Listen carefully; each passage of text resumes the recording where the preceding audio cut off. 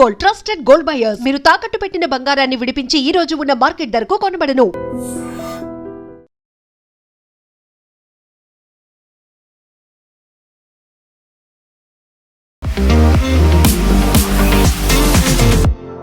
So ప్రతిసారి మోదీ గురించి Trump మాట్లాడుతూనే ఉంటారు. అందులో very good friend, close friend అనేది చెప్తూనే నేను సంతోషంగా లేను, నన్ను హ్యాపీగా ఉంచడానికి ఆయన ప్రయత్నాలు చేస్తున్నారు అంటే వాట్ డస్ ఇట్ మీన్? నిజంగానే మనం ఇంకొకరి కోసమే వర్క్ చేస్తున్నామా? ఇంకొకరిని ప్లీజ్ చేయడానికి, అప్పీలింగ్గా ఉండడానికి? ట్రంప్ ఫస్ట్ ఒక రియల్ ఎస్టేట్ బిజినెస్ మ్యాన్, దాని తర్వాత ప్రెసిడెంట్ ఆయన ఎప్పుడు మాట్లాడుతున్నప్పుడు బిజినెస్ లాగానే మాట్లాడతారు. బిజినెస్ డీలింగ్ ఎట్లా చేస్తారు? రష్యా దగ్గర నుంచి ఆయిల్ కొనకూడదు మనం. సరే మళ్ళీ చైనా కొంటున్నారు కదా, మీరు కొనుక్కోకూడదు. So why is it that only India should not buy అనేది ఒక పెద్ద క్వశ్చన్ వస్తుంది. కాకపోతే మళ్ళీ మనం ఒక కన్విన్సింగ్ మెథడ్లో వాళ్ళతో మాట్లాడుతున్నాము అనేది ఒకటి. ఇక్కడ ఉన్నటువంటి అంబాసిడర్లు వెళ్తున్నారు, లేదు మేము చూసారా, మేము బాగానే వర్క్ చేస్తున్నాం అనేది. అలా లాబియింగ్ అనేది ఎందుకు చేస్తున్నారు? లాబియింగ్ అనేది ప్రతి కంట్రీ చేస్తుంది. భారతదేశం నుంచి యూఎస్కి ఇప్పుడు ఏం ప్రాబ్లం లేదు యాక్చువల్లీ, టెక్నికలీ స్పీక్. అది ఎట్లా అయిందండి? మీరు ఇంత టారిఫ్ పెట్టిన తర్వాత కూడా మా ఎక్స్పోర్ట్స్ ఎట్లా పెరుగుతుందంటే డిమాండ్ ఉంది ఇండియన్ ప్రోడక్ట్స్. ఈ మధ్యన వెనిజులా మీద విపరీతమైన కోపం ట్రంప్ పెట్టుకున్నాడు. దానికి ప్రధానమైన కారణం తనకు రావాల్సినటువంటి నోబెల్ పీస్ ప్రైజ్ని అక్కడే ఉన్నటువంటి మచాడోకి వెళ్ళింది కాబట్టి వెనిజులా మీద విపరీతమైన కోపం ఉంది అనేది. అదొకటైనా, లేకుంటే కేవలం ఆయిల్ అని ఉంది దానికోసమని ఇంత ప్రెషర్ పెట్టారంటారా? ఇదేం దానికోసం మనం మాట్లాడే ముందు కూడా చెప్పాను నేను ఆయిల్ గురించి. ఇరాక్లో ఎందుకు వెళ్ళారంటే ఆయిల్ కోసం. అక్కడ క్రూడ్ ఆయిల్ ఉంది. నైజీరియాకి కూడా అదే వెళ్ళారు, ఎందుకంటే నైజీరియా దగ్గర ఆయిల్ ఉంది. వెనిజువేలా దగ్గర కూడా ఆయిల్ ఉంది. ప్రాబ్లం ఎక్కడ వచ్చిందంటే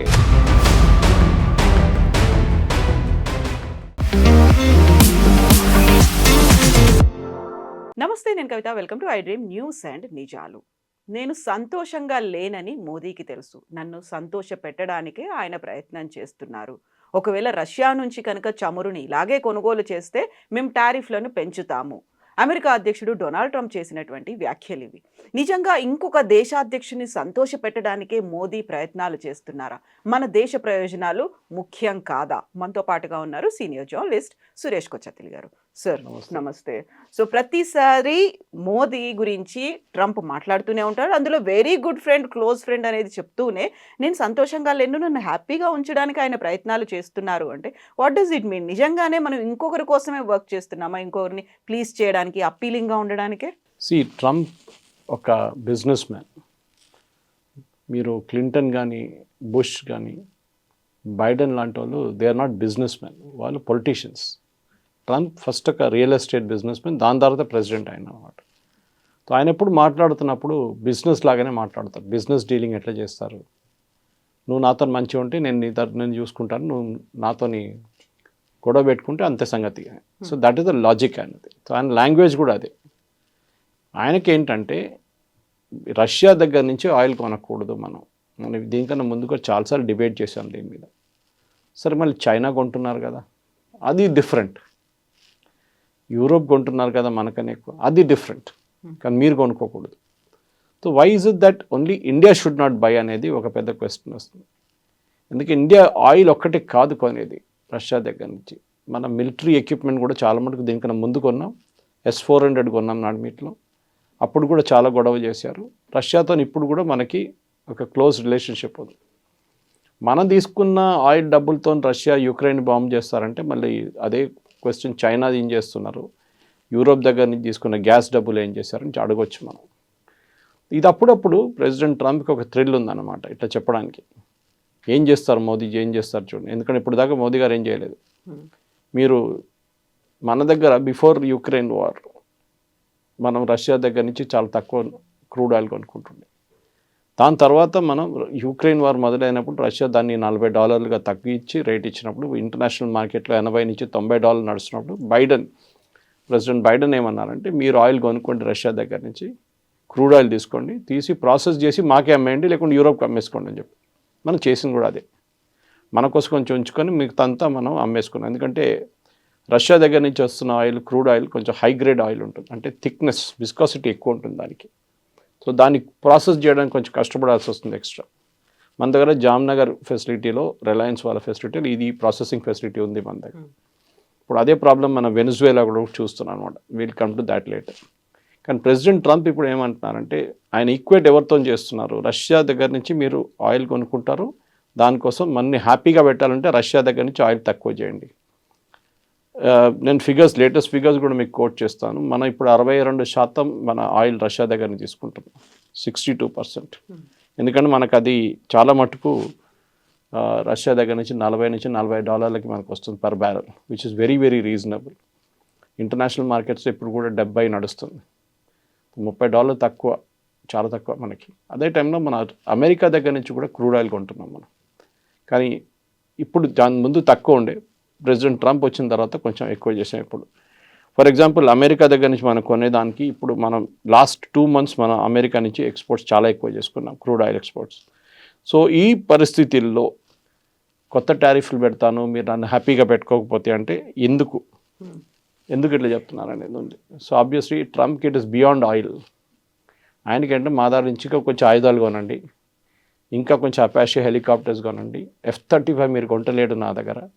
అక్కడ చూడండి సౌదీ అరేబియా వాళ్ళు కొన్నారు. సౌదీ అరేబియా ఏం చేసుకుంటారు, మ్యాక్సిమం యెమెన్లో వెళ్ళి యెమెన్లో బాంబింగ్ చేస్తారు వాళ్ళు. అది మనకు అది కాదు కదా.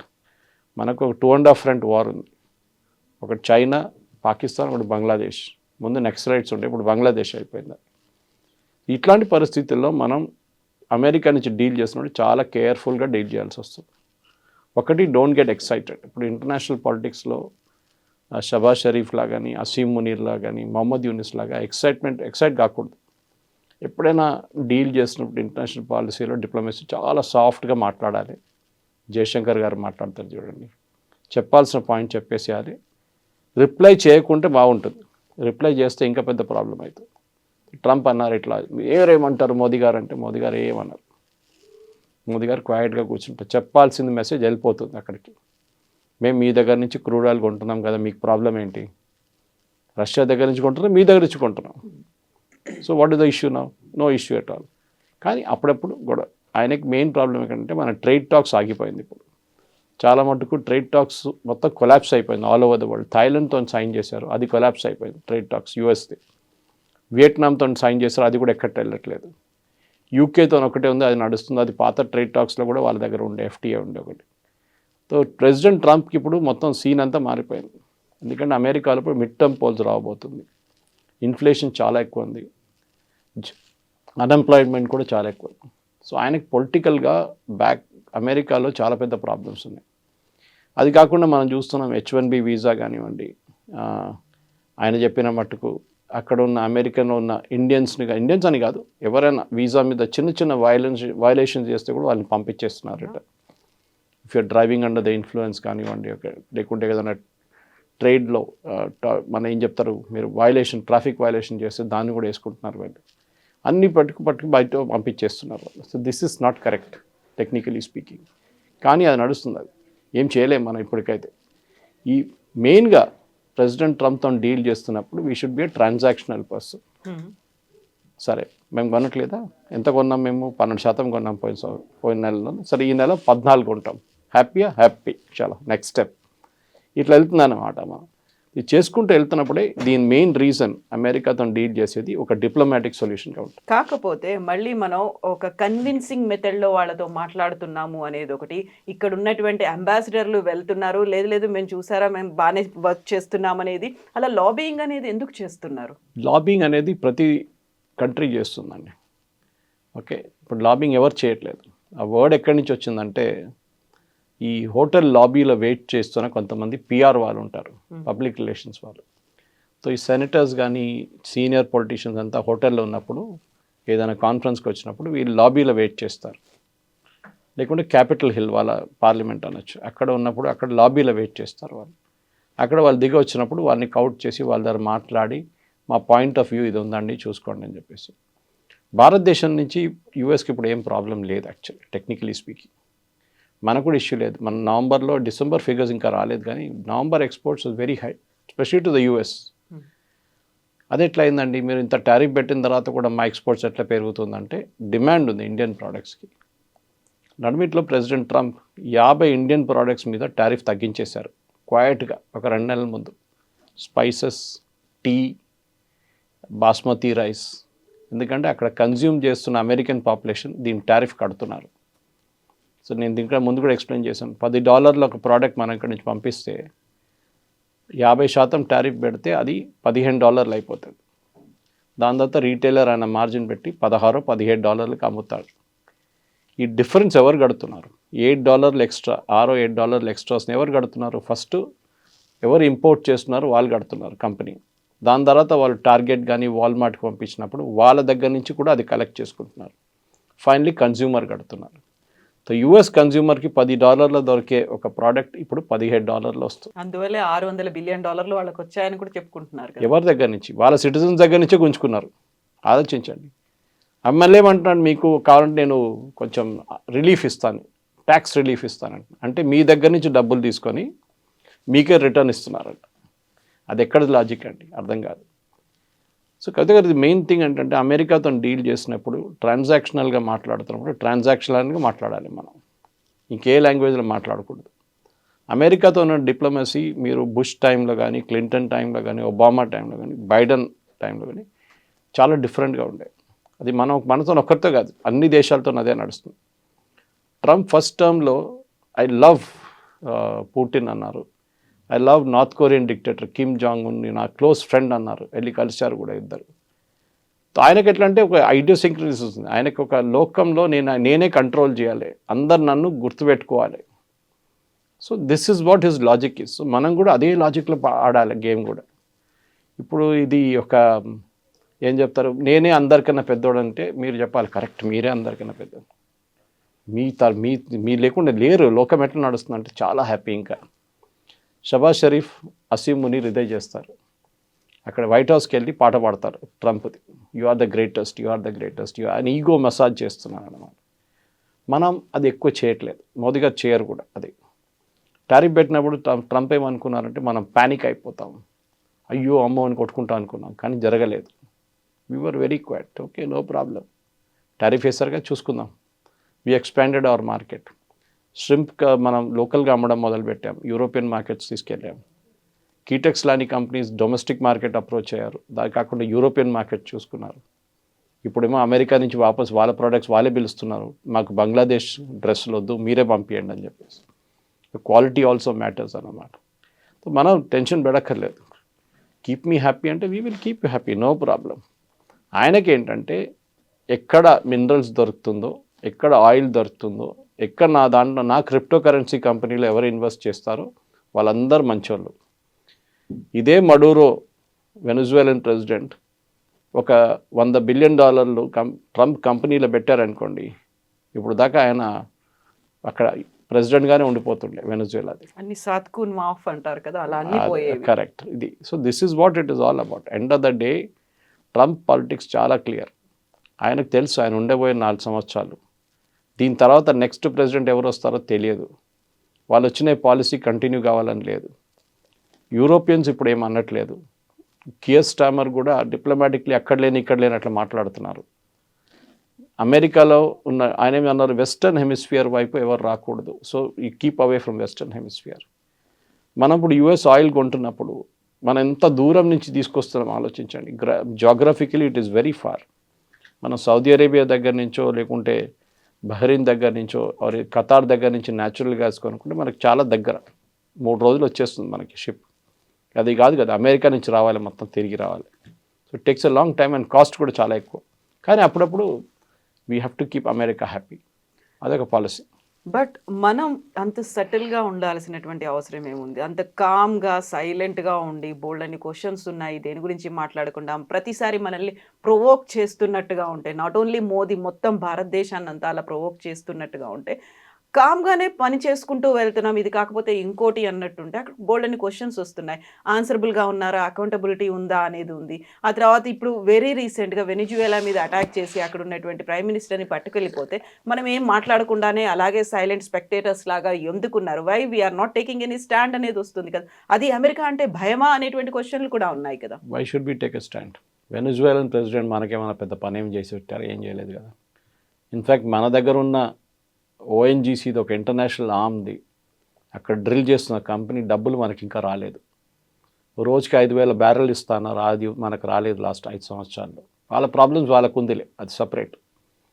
సో మన ఎందుకు వెనిజువేలన్ ప్రెసిడెంట్ పట్టుకెళ్తే పెట్టుకెళ్ళారు కథ, మన ప్రెసిడెంట్ పట్టుకెళ్ళలేదు కదా. Why should be react? We will react. Suppose Asim మునీని పట్టుకెళ్ళారు అనుకోండి, then we will react to it. అరే మీరు చేసిన తప్పని చెప్తాం అప్పుడు, ఎందుకంటే పాకిస్తాన్ దగ్గరే కదా, ఒక ఇంపాక్ట్ ఉంది. ఎక్కడో ఉన్న వెనిజువేలాలో ఎవరు రియాక్ట్ అయ్యారు చూడండి, లోకంలో ఏ కంట్రీస్ రియాక్ట్ అయ్యారు? లాటిన్ అమెరికాలో 2-3 కంట్రీస్ రియాక్ట్ చేశారు.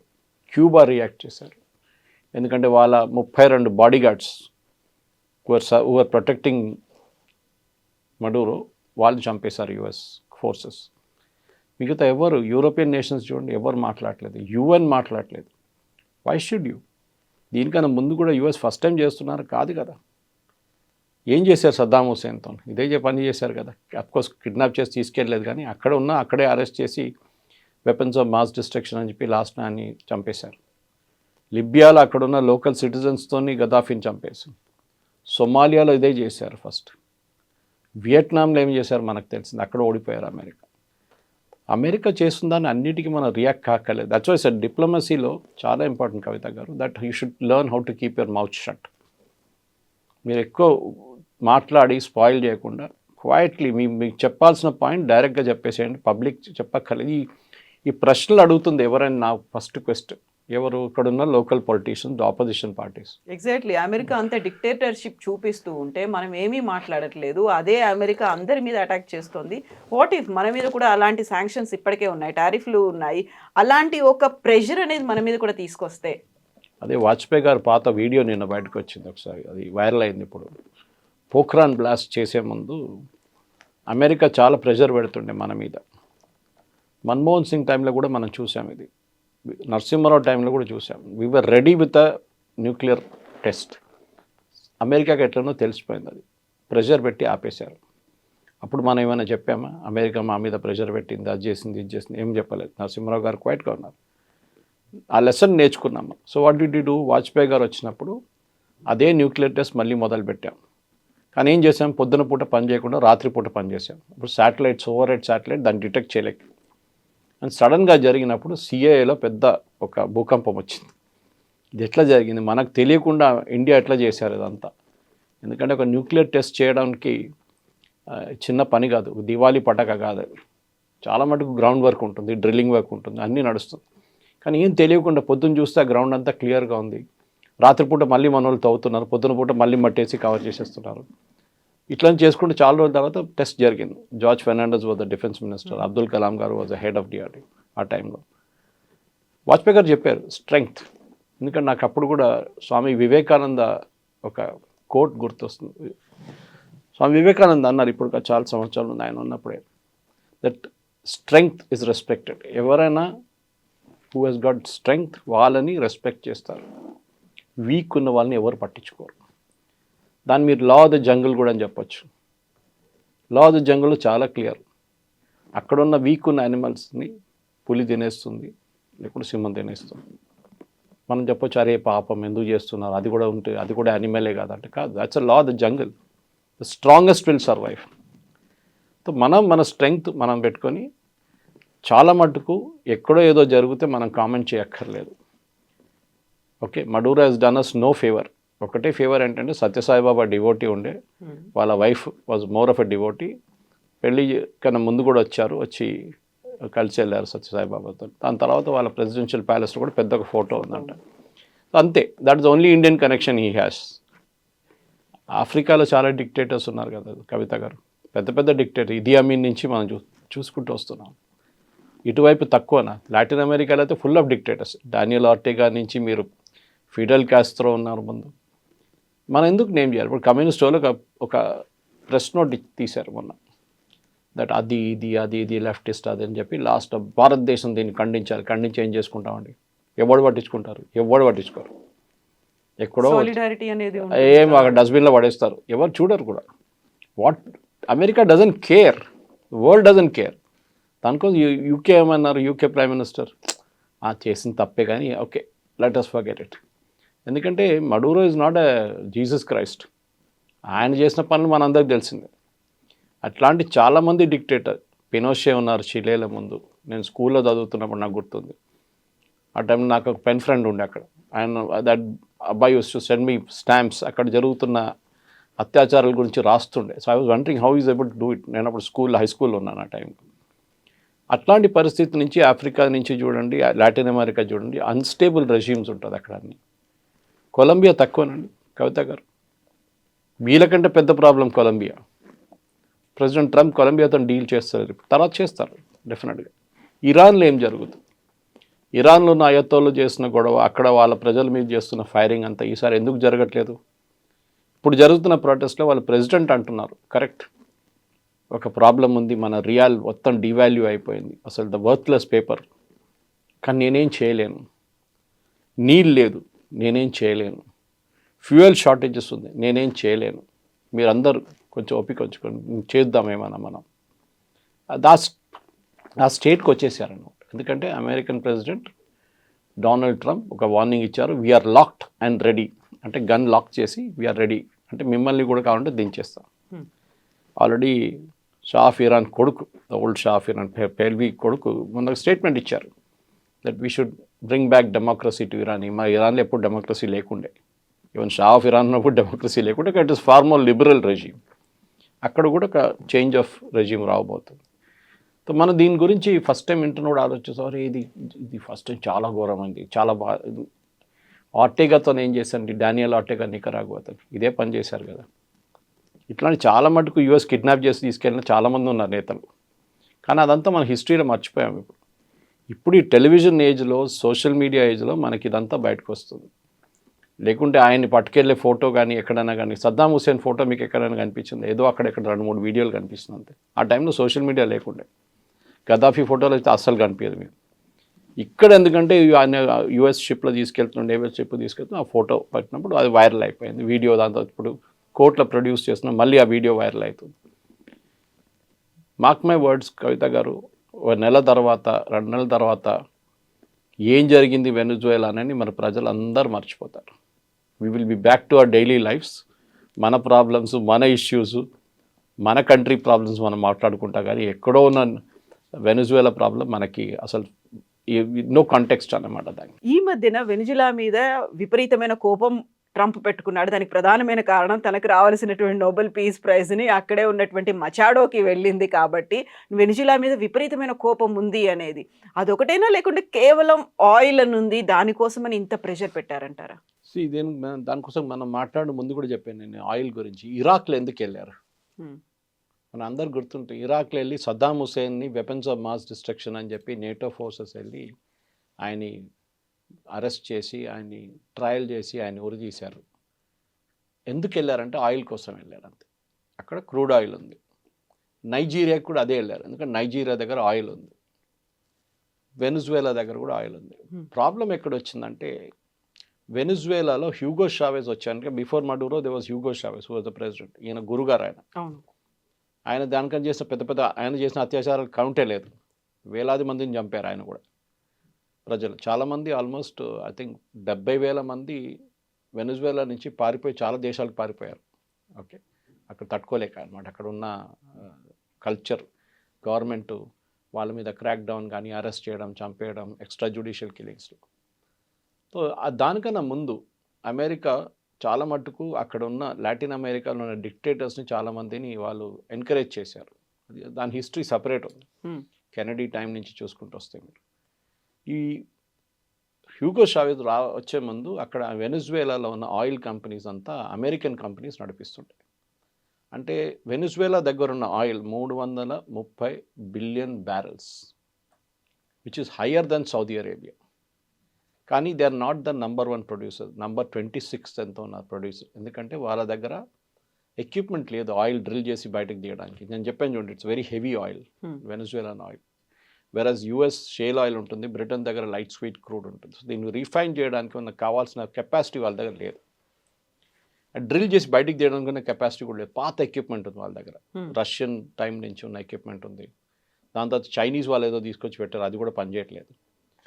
సో అప్పుడున్న అమెరికన్ కంపెనీస్, షెవ్రాన్ ఉండొచ్చు, ఎక్సాన్ మొబైల్ ఉండొచ్చు, వీళ్ళందరూ ఆ టైంలో చాలా డబ్బులు పెట్టి ప్రాస్పెక్ట్ చేసేసి ఆయిల్ డ్రిల్లింగ్లో మనకు అందరు తెలిసిందే, ఇప్పుడు మన బోర్వెల్ లాగానే తవ్వుతే నీళ్ళు వస్తుందో లేదో తెలియదు, వస్తే మంచిది. 100 ఆయిల్ వెల్ డ్రిల్ చేస్తే ప్రాస్పెక్ట్ చేస్తే దాంట్లో 10లో ఆయిల్ కనిపిస్తుంది, 5 నుంచి ఆయిల్ ఎక్స్ట్రాక్ట్ చేసుకోవచ్చు కమర్షియల్గా. కానీ ఆ 90 వెల్స్ కాస్ట్ ఎవరు? అది వీళ్ళే సాధించాలి, వీళ్ళ పైప్ నుంచే పోతుంది, లాస్ అది. కానీ ఒక లార్జర్ చూస్తే over a period of time దాన్ని గెయిన్ చేస్తా అనుకున్నా. కానీ హ్యూగో చావెజ్ వచ్చిన తర్వాత ఈ అమెరికన్ కంపెనీ ఇంత బిలియన్స్ ఆఫ్ డాలర్స్ డబ్బులు పెట్టి ప్రాస్పెక్ట్ చేసేసిన ఆయిల్ ఓవర్ నైట్ ఆయన నేషనలైజ్ చేసేసారు. ఇది చాలా దేశాల్లో జరిగింది అదే టైంలో. ఈవెన్ ఇందిరాగాంధీ గారు మన ఇండియాలో ఉన్న బ్యాంక్స్ని నేషనలైజ్ చేసింది అంతే. ఎందుకంటే ఆంధ్ర బ్యాంక్ అని, సిండికేట్ బ్యాంక్ అని, కెనరా బ్యాంక్ అని, పంజాబ్ నేషనల్, వీళ్ళందరూ ప్రైవేట్ బ్యాంక్స్ ఉండే ఇండియాలో. ఐసిఐసిఐ, హెచ్డిఎఫ్సి ఇప్పుడు వచ్చాయి కదా లాస్ట్ 20-25 ఇయర్స్లో. దానికన్నా ముందు మన దగ్గర ప్రైవేట్ బ్యాంక్సే ఉండే.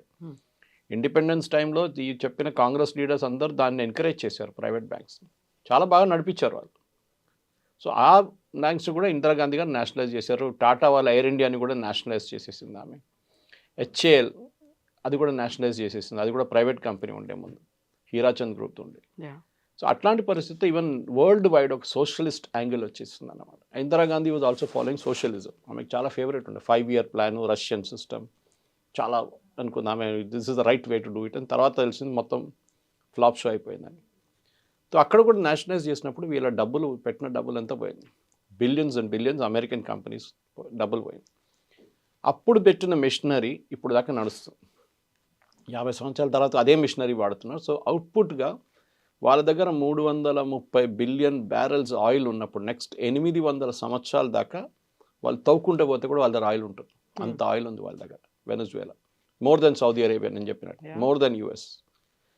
కానీ దాన్ని వాళ్ళు ఎక్స్ట్రాక్ట్ చేయలేకపోతున్నారు. ఇప్పుడు ఏం చేస్తున్నారంటే ప్రెసిడెంట్ ట్రంప్ ఎందుకన్నారంటే that we will run Venezuela అనగానే ఎవరు అన్నారు, రన్ కాదు రూయిన్ వెనజువేలా అని చెప్పారు. ఒక ఐ పెట్టేస్తే అయిపోతుంది అనేది. ఆయన ఏమంటున్నారంటే అక్కడున్న ఆయిల్ ఇప్పుడు ఎక్స్ట్రాక్ట్ చేయలేము. ఈవెన్ వెనజువేలాకి రిటర్న్ మీరు నడిపించుకోండి అని వాళ్ళకి ఇచ్చేస్తే కూడా దే కెనాట్ రన్ ఇట్. వాళ్ళ దగ్గర ఎక్విప్మెంట్ లేదు, డ్రిల్లింగ్ ఎక్విప్మెంట్ కొత్త తీసుకురావాల్సి వస్తుంది, దానికి చాలా ఖర్చు అవుతుంది. అండ్ యూజువలీ మీరు ఇవాళ పెట్టుబడి పెట్టి ఎక్విప్మెంట్ ఒక 6 నెలల తర్వాత తీసుకొస్తే మీకు ఆ పెట్టుబడి ఇది ప్రాఫిట్ మీకు 10 సంవత్సరాల తర్వాతనే వస్తుంది. ఇన్ని రోజులు వెయిట్ చేయడానికి ఎవరైనా రెడీగా ఉన్నారా? That's a question. సో ఇట్లాంటి పరిస్థితుల్లో వెనజువేలా ఏం చేశారంటే చాలా మట్టి ఇంటర్నేషనల్ వాళ్ళకి కొంచెం ఫ్రెండ్లీగా ఉన్న నేషన్స్ దగ్గర అన్నారు, మీరు వచ్చి ఇక్కడ ఇన్వెస్ట్ చేసుకోండి, మా దగ్గర ఒక ఆయిల్ వెల్స్ మీరు తీసుకోండి, ఒక సెట్ మీరే డ్రిల్ చేసి మీరు తీసుకెళ్ళిపోండి, మాకు రాయల్టీ ఇచ్చేసేయండి, పర్ బ్యారెల్ ఇంత, $5 ఎంతైనా, that agreement they would have signed. మన దగ్గర నుంచి ఓఎన్జీసీ విదేశ్, మన oil and natural gas commission Videsh అని చెప్పి ఒక యూనిట్ ఉంది ఇంటర్నేషనల్. మనం అక్కడ వెళ్ళి డ్రిల్ చేయడం మొదలుపెట్టాం. We started producing oil. కానీ నడిమిట్ల ఈ యూఎస్తో వచ్చిన గొడవలో మన ఆయిల్ బంద్ అయిపోయింది ప్రొడక్షన్. మనకి రావాల్సిన రాయల్టీ రావట్లేదు, మనకి రావాల్సిన డబ్బులు లేవు, ఏం రావట్లేదు. సో ఆల్మోస్ట్ $1 బిలియన్ మనం అక్కడ ఖర్చు చేశాం వెనజువేలాలో. సో బహుశా ఈ ఆపర్చునిటీతో ట్రంప్ ఏమంటారంటే ఓకే అక్కడున్న కంపెనీలు ఇంటర్నేషనల్ కంపెనీస్ వాళ్ళు నడిపించుకోండి, ఎక్సెప్ట్ ఫర్ చైనా, ఈ వోంట్ అలౌ చైనాస్ కంపెనీస్. మిగతా ఎవరు, ఎందుకంటే ఈ వెనజువేలన్ ఆయిల్లో అందరికైనా పెద్ద బయర్ చైనా. ఇన్ఫ్యాక్ట్ మొత్తం లాటిన్ అమెరికాలో కవిత గారు కంప్లీట్గా చైనీస్ డామినెన్స్ ఉంది.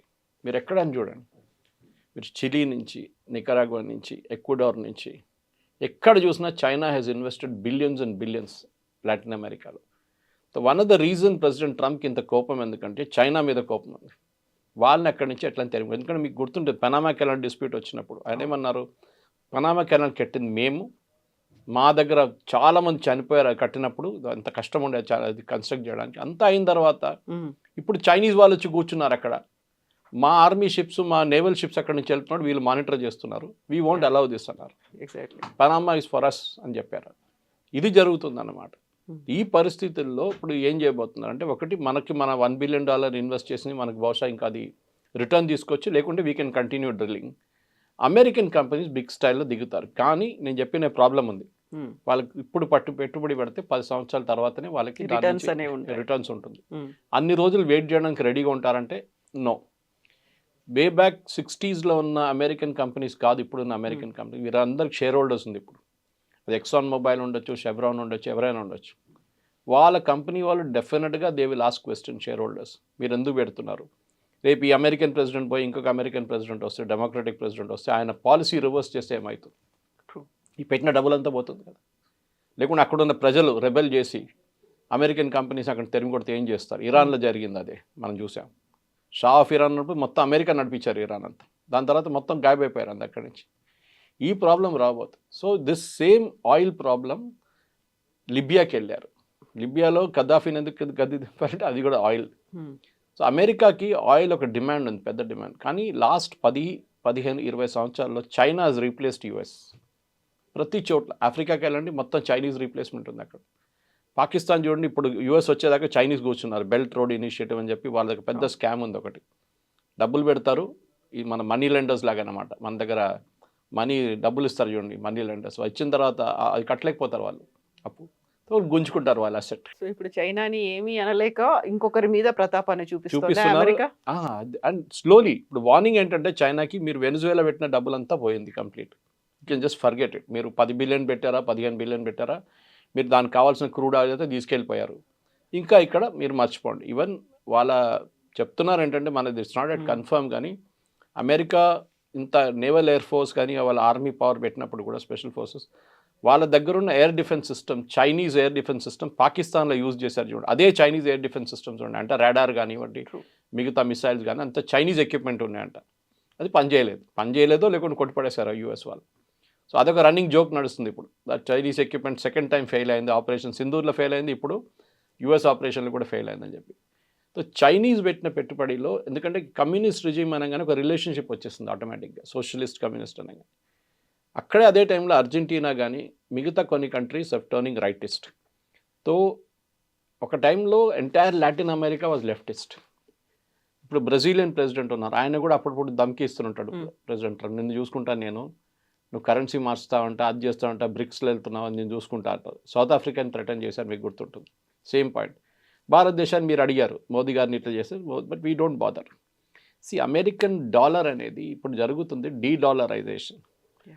వెనిజువేలా చైనాతో డీల్ చేస్తున్నప్పుడు యువాన్లో పేమెంట్ వస్తుండే వెనిజువేలాకి, ఎందుకంటే వాళ్ళు ఇంటర్నేషనల్ మార్కెట్లో ట్రేడ్ చేయలేరు. రష్యా లాగానే స్విఫ్ట్ సిస్టమ్ నుంచి తీసేశారు ఇంటర్నేషనల్ కరెన్సీ సిస్టమ్. ఏం చేస్తారు? యువాన్తో ట్రేడ్ చేసుకున్నారు. రష్యాతో మనం రూబుల్లో ట్రేడ్ చేస్తున్నాం. అమెరికాకి ఏం కావాలంటే అమెరికన్ డాలర్లనే మీరు ట్రేడ్ చేయాలి, అప్పుడే వాళ్ళు ఎక్కువ నోట్లు ప్రింట్ చేయొచ్చు. రేపు $30 బిలియన్ ఎక్స్ట్రా కావాలంటే ప్రింట్ చేస్తారు వీళ్ళు అమెరికా. ఈ ప్రింటింగ్కి ఒక లాజిక్ ఉంది. మన దగ్గర ఒక మింట్ కాంపౌండ్ ఉంది ఇక్కడ హైదరాబాద్లో, అక్కడ కాయిన్స్ ఉంటుంది, కానీ సెక్యూరిటీ ప్రెస్ పక్కన ఉంది ఇంకోటి, కానీ మెయిన్ వన్ నాసిక్లో ఉంది ఒకటి. మీరు ₹100 ప్రింట్ చేస్తే ₹100 బంగారం పక్కన పెట్టాలి. That should be backed buy gold. అది లాజిక్ అనమాట. లేకుంటే ఏమవుతుంది, నికరాగో లాగా వెనిజువేలా లాగా ప్రింట్ చేసుకుంటే పోతారు నోట్లు.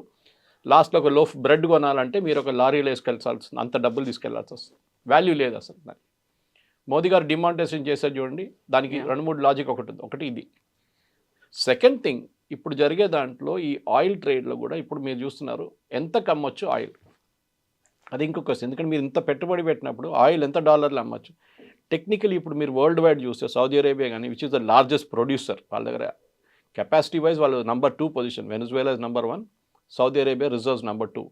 కానీ వెనిజువేలా ఎక్స్ట్రాక్ట్ చేయలేకపోతే సౌదీ అరేబియా చేస్తున్నారు. మినిమం మీరు ఎక్స్ట్రాక్ట్ చేసి బయటికి తీసుకొచ్చి షిప్లో వేసేటప్పటికి $35 నుంచి $40 అవుతుంది. That is the cost of extraction. దాని తర్వాత షిప్లో పంపించేస్తారు, రిఫైనింగ్ ఇంకోటి తలకాయ వాడు చూసుకుంటాడు. జామ్నగర్ కానీ మిగతా ఎవరైనా కానివ్వండి, మిగతా చాలా కంపెనీ, అరామ్కో ఉన్నారు అక్కడ కూడా సౌదీ అరేబియాలో, దే కెన్ రిఫైన్ ఇట్ కావాలంటే. కానీ $40 కన్నా తక్కువ అమ్మితే లాస్. 40 కూడా కాదు, 50 కన్నా తక్కువ అమ్మితే లాస్. దట్ ఈస్ వై మన రష్యా దగ్గర నుంచి కొనుక్కుంటాం. అన్నిటికంటే పెద్ద హిట్ అయింది సౌదీ అరేబియా. వాళ్ళ దగ్గర వాళ్ళు మనకి $70 అమ్ముతుండే ఒక బ్యారల్, $70 నుంచి $80. ఇప్పుడు ఏమైంది, now they are not able to sell to India. భారతదేశాన్ని అమ్మలేకపోతారు. వాళ్ళు ప్రెషర్ పెడుతున్నారు యూఎస్ మీద. ఇప్పుడు ఆలోచించండి, connect the dots now. President Trump is not speaking for US. మీరు రష్యా దగ్గర నుంచి బంద్ చేస్తే మీరు ఎక్కడి నుంచి కొనాలి? ఐదర్ ఈ బై ఫ్రమ్ యూఎస్ ఆర్ ఈ buy from Saudi Arabia. Saudi Arabia నుంచి కొంటే మళ్ళీ మనకు $70 వచ్చేసి మన రేట్లు పెరిగిపోతుంది మన దగ్గర. ఇది ఇంటర్నేషనల్ పాలిటిక్స్లో జరుగుతుంది. మనం ఒక పెద్ద నెక్సెస్ ఉంది. ఎందుకంటే మళ్ళీ సౌదీ అరేబియా F-35 కొనాలంటే వాళ్ళ దగ్గర డబ్బులు ఉండాలి. F-35 కొనాలంటే డబ్బులు ఉండాలంటే వాళ్ళు ఆయిల్ అమ్మాలి. ఆయిల్ అమ్మాలంటే మనలాంటి, ఎందుకంటే వరల్డ్లో number 2 top most consumers of oil China and India. China ఇప్పుడు ఏం చేస్తున్నాం నేను చెప్పినట్లు వాళ్ళు ఎక్కడ దొరికితే అక్కడి నుంచి కొనేసుకుంటున్నారు. నైజీరియా నుంచి, వెనుజువేలా నుంచి ఏ కంట్రీ వాళ్ళకు సహాయం చేస్తుందో వాళ్ళ దగ్గర నుంచి కొంటున్నారు. They are dictating the rates and terms. మనం చేయలేకపోతున్నాం, ఎందుకంటే మనకి అంత పెట్టుబడి పెట్టడానికి మన దగ్గర కెపాసిటీ లేదు.